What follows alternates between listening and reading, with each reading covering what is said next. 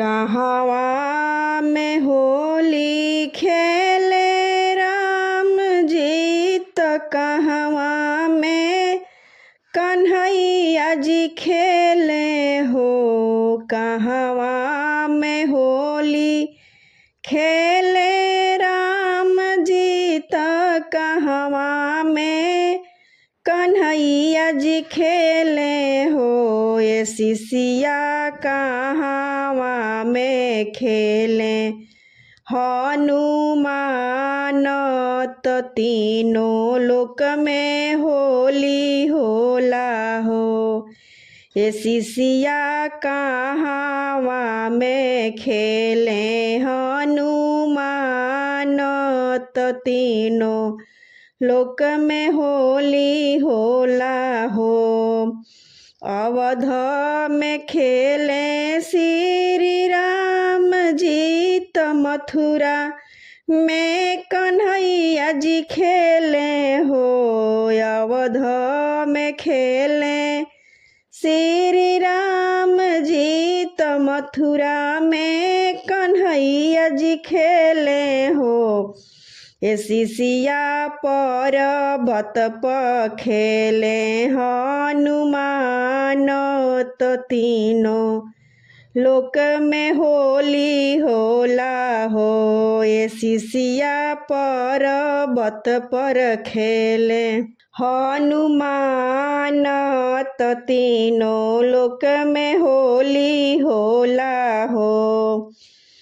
केकरा लगावे रंग राम जी त केकरा कन्हैया लगावे हो। ये शिशिया केकरा लगावे हनुमान त तीनों लोक में होली होला हो। ये शिशिया के कार्या लगावे हनुमान त तीनों लोक में होली होला हो। सिया के लगाव राम सिया के रंग लगाव राम जी त राधा के कन्हैया लगावे हो। सिया के लगाव रंग राम जी त राधा के कन्हैया लगावे हो। लक्ष्मण भैया के लगावे हनुमान त तीनों लोक में होली होला हो। लक्ष्मण भैया के लगाव हनुमान त तीनों लोक में होली होला हो।